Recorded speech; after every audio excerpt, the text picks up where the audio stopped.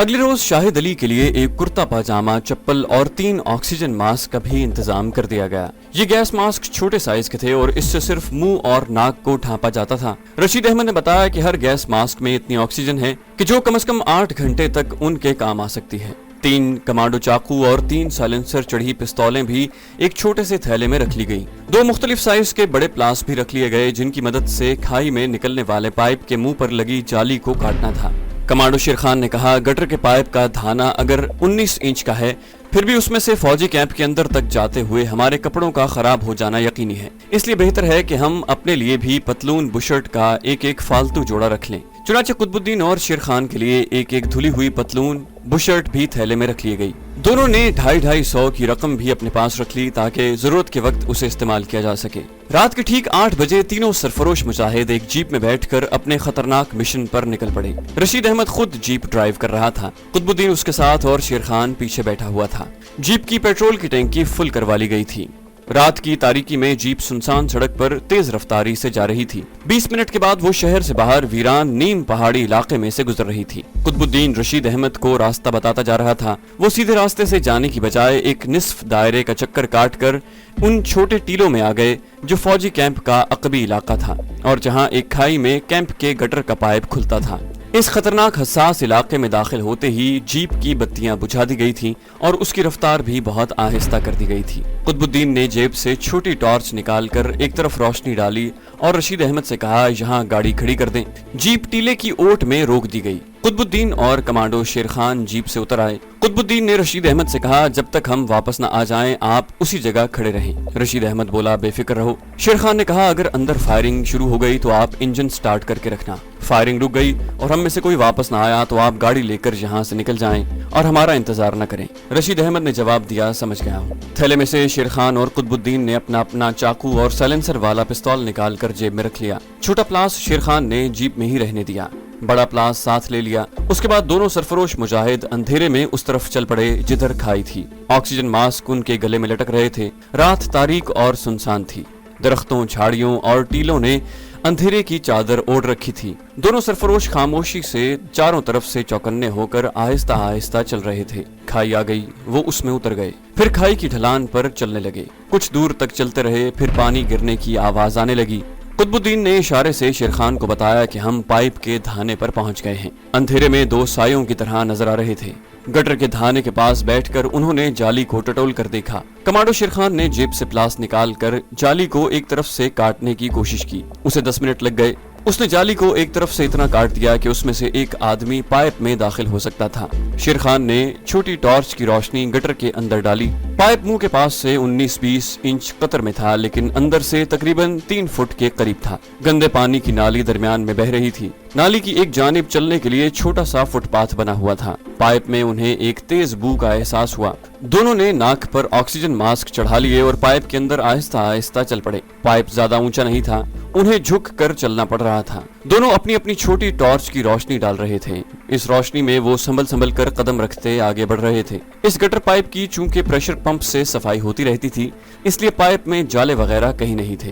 انہیں پائپ کے پہلے مین ہول سے باہر نکلنا تھا۔ کمانڈو شیر خان آگے تھا۔ پائپ کے اندر کی فضا گرم تھی۔ آکسیجن ماسک کی وجہ سے انہیں گھٹن کا احساس تو بالکل نہیں ہو رہا تھا لیکن ان کے جسم حبس کو ضرور محسوس کر رہے تھے۔ پائپ ڈھلان پر نیچے کی طرف آ رہا تھا لیکن چڑھائی معمولی تھی۔ آکسیجن ماسک ناک اور منہ پر چڑھے ہونے کی وجہ سے وہ ایک دوسرے کے ساتھ آسانی سے بات نہیں کر سکتے تھے۔ کسی وقت وہ اشاروں سے ایک دوسرے سے کوئی بات کر لیتے تھے۔ پائپ کے اندر وہ جب کافی دور تک آگے نکل گئے تو ٹارچ کی روشنی میں کمانڈو شیر خان کو ایک جگہ دیوار کے ساتھ لوہے کی سیڑھی اوپر جاتی دکھائی دی۔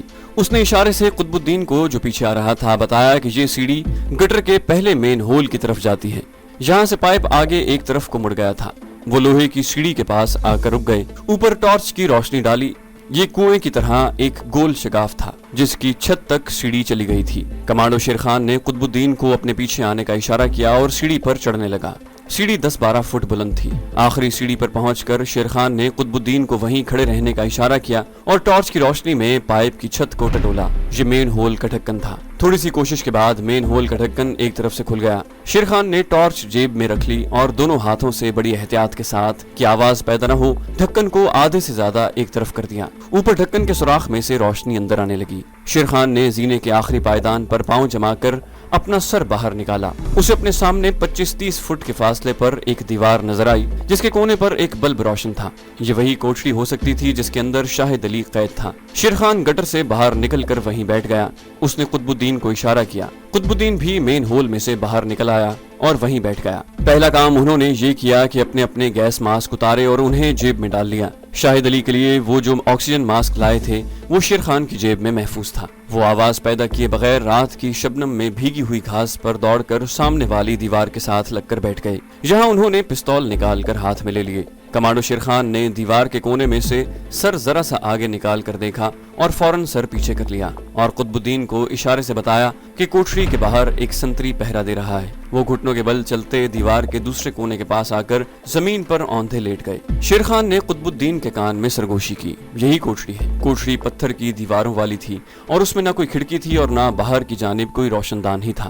دروازے کے اوپر شاید ہوا کے آنے جانے کے لیے کوئی روشن دان ہو، مگر دروازے کے باہر مسلح فوجی پہرا دے رہا تھا۔ یہ فوجی ٹریننگ والا فوجی تھا۔ ہو سکتا ہے کمانڈو بٹالین کا جوان ہی ہو۔ ایسے فوجی پر قابو پانا آسان کام نہیں تھا۔ ایک تربیت یافتہ کمانڈو کو بھی ایسے فوجی پر قابو پانے کے لیے بڑی عقل مندی اور چالاکی سے کام لینا پڑتا تھا۔ کمانڈو شیر خان گھاس پر پیٹ کے بل لیٹا یہی سوچ رہا تھا، ایسا کون سا حربہ استعمال کیا جائے کہ فوجی پہرے دار کوئی آواز بھی نہ نکال سکے۔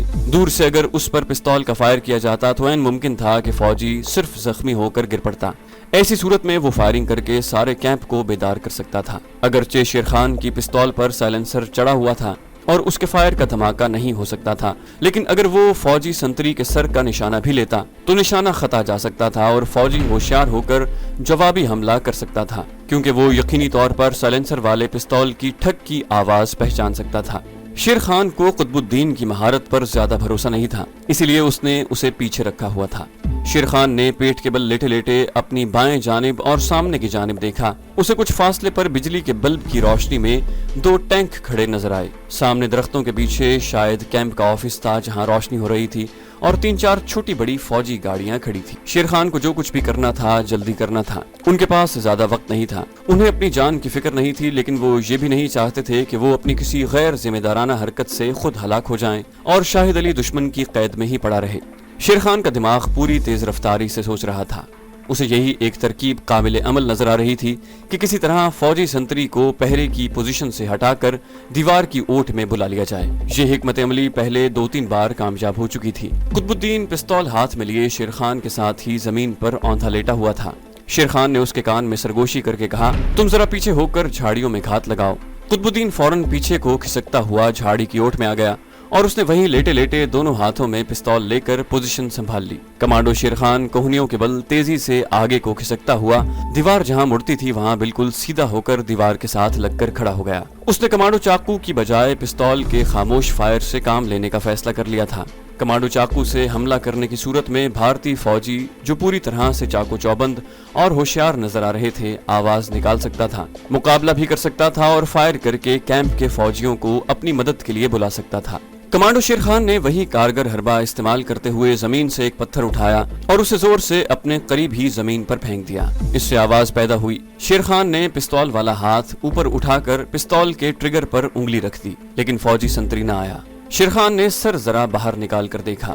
فوجی اسی طرح پہرے پر کھڑا تھا۔ شاید اس نے پتھر کی آواز نہیں سنی تھی۔ شیر خان نے دوسری بار پتھر اٹھا کر اپنی دیوار پر زور سے مارا۔ اس کے ساتھ ہی اسے فوجی بوٹوں کی ٹھک ٹھک کی آواز سنائی دی۔ فوجی سنتری نے یہ آواز سن لی تھی اور برین گن تانے دیوار کی طرف آ رہا تھا۔ شیر خان جلدی سے دیوار کے ساتھ ایک قدم آگے کو کھسک کر آ گیا۔ اس کے دونوں ہاتھ اوپر کو اٹھے ہوئے تھے اور دیوار سے 5 فٹ کی بلندی پر تھے۔ پستول اس کے دونوں ہاتھوں کی مضبوط گرفت میں تھا۔ سیدھے ہاتھ کی انگلی پستول کے ٹریگر پر تھی۔ اس نے بھارتی فوجی کے سر پر فائر کرنا تھا۔ 3 سیکنڈ کے بعد بھارتی فوجی دیوار کے پیچھے سے نمودار ہوا۔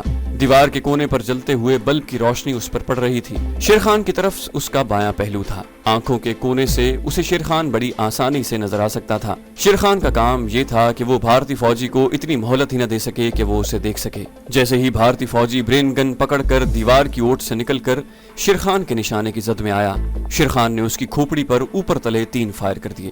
कमांडो शेर खान का निशाना इतने करीब से कभी खता नहीं गया था। पिस्तौल से निकली हुई 3 गोलियों की ठक ठक की आवाज के साथ ही भारतीय फौजी लड़खड़ा कर आगे को गिर पड़ा। शेर खान को मालूम था कि 3 गोलियां भारतीय फौजी की खोपड़ी को उड़ाती हुई निकल गई हैं और अब वो जमीन से कभी नहीं उठेगा। वो दौड़कर भारतीय फौजी की लाश के पास गया और सबसे पहले उसके ब्रेन गन उसकी अकड़ी हुई उंगलियों में से जुदा करके एक तरफ झाड़ियों में फेंक दी और वहीं औंधा लेट कर पीछे कुतुबुद्दीन को इशारा किया। कुतुबुद्दीन ने ये सारा मंजर देख लिया था। वो कोहनियों के बल तेजी से रेंग कर शेर खान के पास आ गया। उस वक्त शेर खान औंधे लेटे लेटे भारतीय फौजी की लाश की तलाशी ले रहा था। उसे काल कोठरी की चाबी की तलाश थी। आखिर उसे लाश की पतलून की छोटी जेब में से एक चाबी मिल गई। शेर खान ने लेटे लेटे कुतुबुद्दीन को पीछे झाड़ियों की पोजीशन में जाने को कहा और खुद काल कोठरी के दरवाजे की तरफ खिसकने लगा।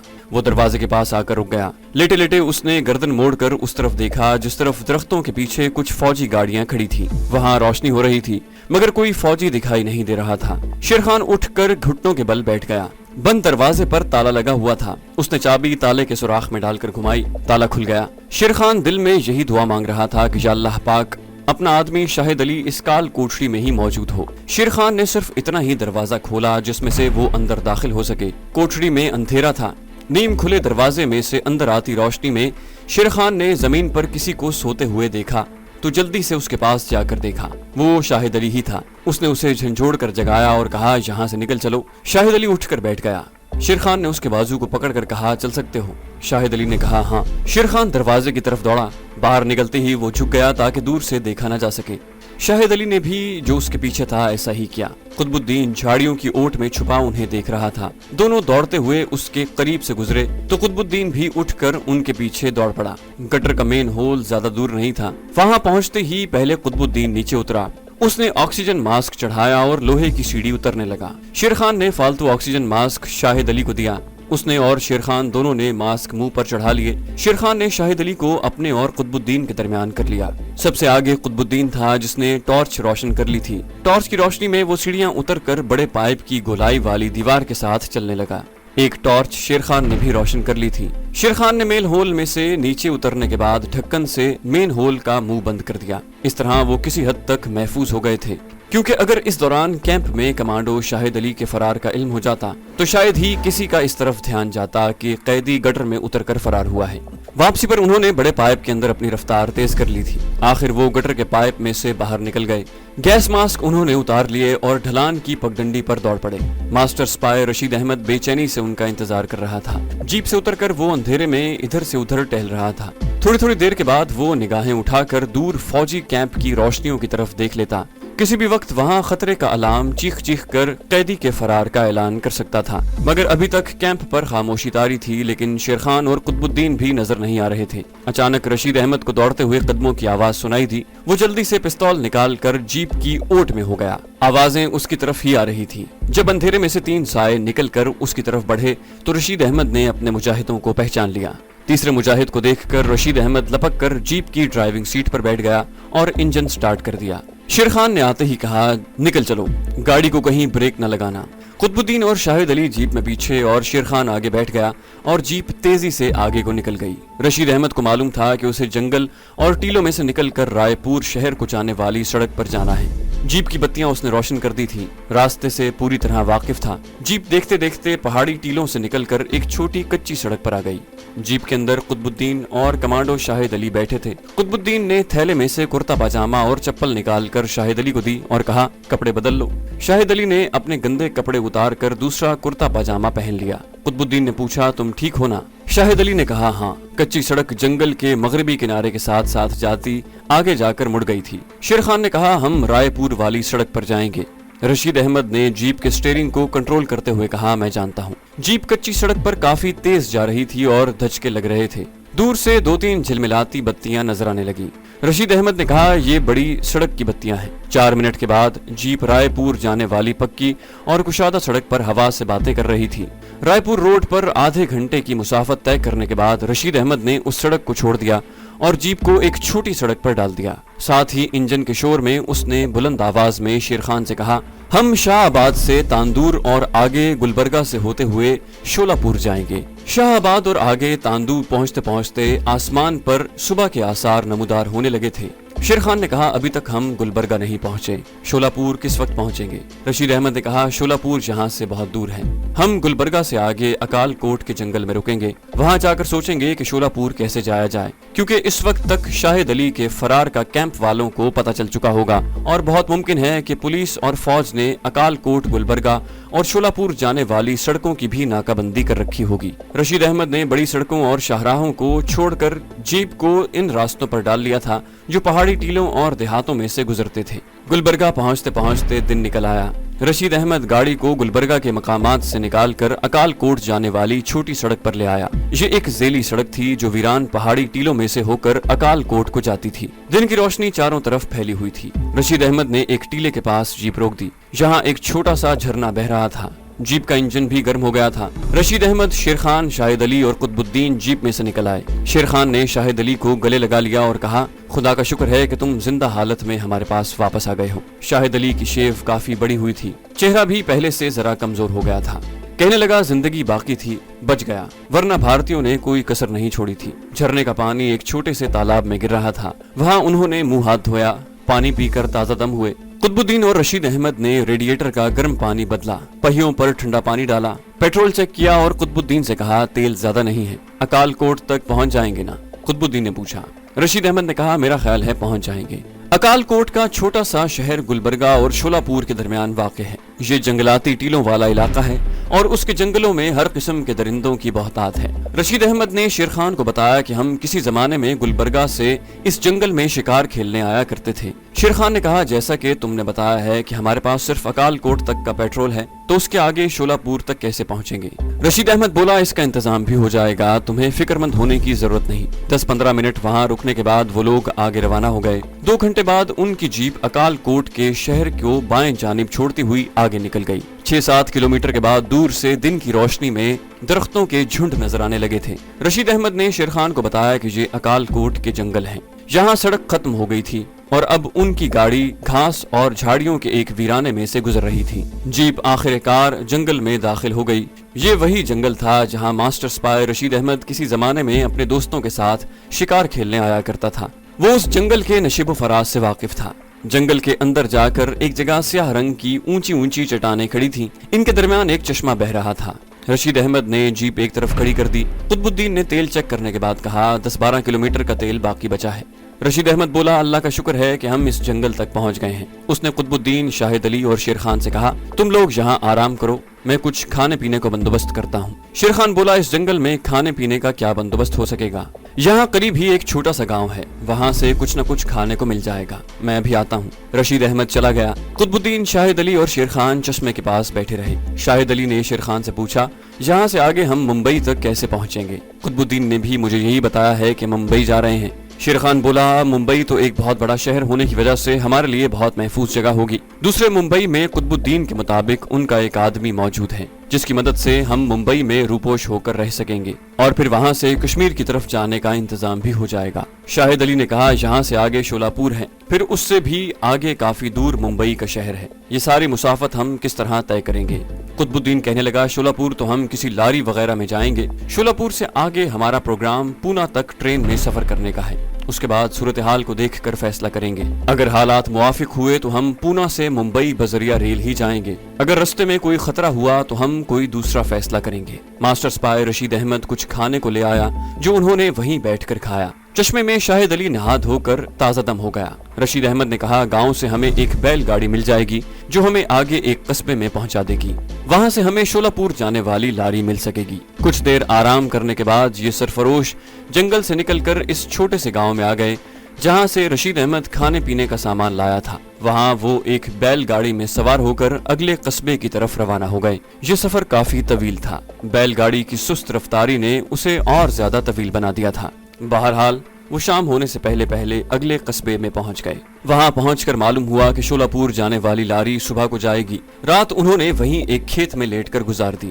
اگلے دن شولاپور جانے والی لاری میں سوار ہو گئے۔ دیہاتی علاقہ ہونے کی وجہ سے وہاں حالات نارمل تھے اور کسی قسم کا کوئی خطرہ ان سرفروشوں کو محسوس نہیں ہوا تھا۔ شولاپور بڑا شہر تھا، وہاں وہ خطرے سے دوچار ہو سکتے تھے۔ سارا دن لاری میں گزر گیا، شام ہو گئی۔ رات کے پہلے پہر لاری شولاپور پہنچی۔ لاری کے سٹینڈ سے اترنے کے فوراً بعد मास्टर स्पाई रशीद अहमद उन सबको अपने साथ शहर से बाहर एक गैर आबाद जगह पर ले गया जहां दरख्तों के घने झुंड थे और एक नदी उनके दरमियान बह रही थी। उनका प्रोग्राम वहां से आगे पूना तक ट्रेन में सफर करने का था। रशीद अहमद बोला, रात हम यहीं गुजारेंगे, सुबह स्टेशन पर जाकर मैं सूरत हाल का जायजा लूंगा। रात नदी के किनारे ही उन्होंने कुछ देर सोकर और कुछ देर बातें करते गुजार दी। सुबह सुबह रशीद अहमद शोलापुर के रेलवे स्टेशन की तरफ चल दिया। वापस आकर उसने बताया कि शोलापुर से दोपहर के बाद एक एक्सप्रेस ट्रेन पूना से होती हुई सीधी मुंबई जाएगी। शेर खान ने रशीद अहमद से पूछा, तुम्हारा क्या ख्याल है? रशीद अहमद बोला, हम किसी ट्रेन से भी जाएं, खतरा तो हमारे सर पर मंडलाता ही रहेगा। इस ट्रेन का ये फायदा है कि ये हमें सीधी मुंबई पहुंचा देगी। मेरा तो ख्याल है कि तुम्हें यही ट्रेन पकड़नी चाहिए। शाहिद अली ने पूछा, तो क्या तुम हमारे साथ मुंबई नहीं जाओगे? रशीद अहमद ने कहा, मैं तुम्हें यहाँ से ट्रेन में सवार करवा कर वापस हैदराबाद चला जाऊंगा। मेरा वहाँ पहुँचना भी बहुत जरूरी है। शेर खान कहने लगा, जिस तरह तुम बेहतर समझते हो वैसे ही करो।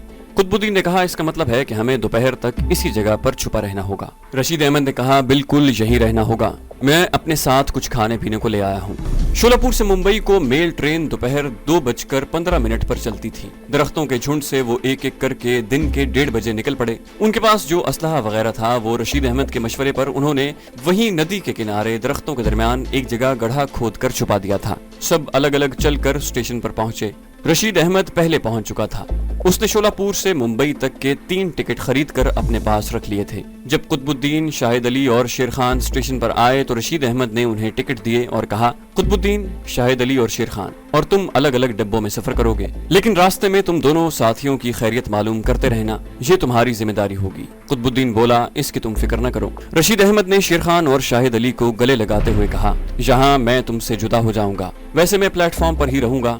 जब तुम्हारी ट्रेन चल पड़ेगी तो मैं वापस जाऊंगा। अब तुम लोग जाओ, अल्लाह के सुपुर्द।